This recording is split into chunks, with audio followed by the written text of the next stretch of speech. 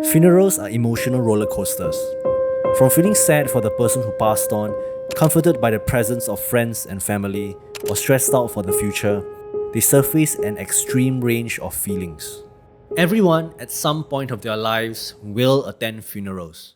The variety of emotions from it can serve as a reflection tool, and in this video, I'll be sharing 3 life reflections from a funeral I recently went to. Health is everything.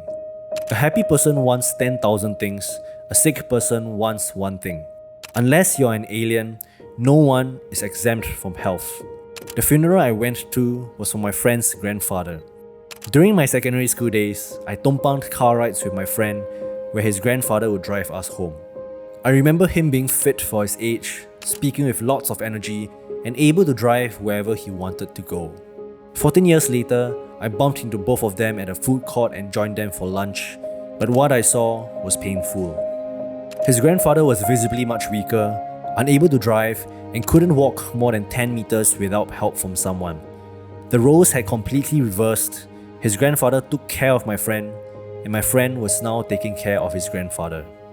Time kills everyone. Despite knowing how to slow its effect on our bodies, most people, including myself, take it for granted. I know exercising is healthy, I know eating cake is not healthy, I know drinking Coke is not healthy. It's only in such moments where witnessing the physical deterioration and passing on my friend's grandfather that reminded me health is everything. Despite a million things that influences our choices, it boils down to our decision to be healthy or not. As Yoda says, do or do not, there is no try, be healthy. Most things in life don't matter. I refer to the everyday stress we get, something that everyone experiences. Before attending the funeral, I had a bad day at work. Clients were emailing last-minute requests, media campaigns weren't performing well, weekend work was likely needed. By 8 o'clock, I decided it was enough and drove to the funeral venue. Burning incense, giving paising, viewing my friend's grandfather who passed on, these are first things to do when visiting a funeral. There's something about viewing a dead body that is striking to me. I remember them from all funerals I visited. If one spends enough time visiting funerals, it forces you to think about death more often. I caught up with friends afterwards where we talked about life, death, what made us happy, and what goals we wanted to achieve. It was then where I realized my stress was self-inflicted and insignificant, and I was puzzled why I was feeling trouble in the first place. This led me to think about a story my brother told me about life's purpose.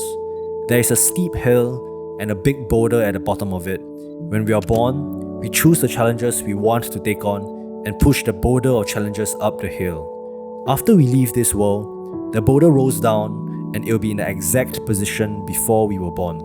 While it begs the question of what's the purpose of life, the fact is, most things don't matter. Now, I don't think it's a negative thing. It allows us to take liberation, to narrow down on the things that truly matter.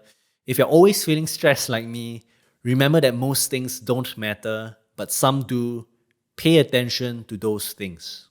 Remembering death. Visiting funerals forces one to think about death, and this relates to Stoicism, a philosophy designed to make people happier, resilient, and wise. As cliché as it sounds, adopting this perspective may help you live a fuller life. Stoicism has a saying, memento mori, which translates to remember death. The point of this phrase isn't to make us fearful, but to use positive emotions to trump negative ones. A catharsis. I came across a YouTuber where the guy plotted a chart of his life in time. Each block represents a month of his life, and red blocks are time spent.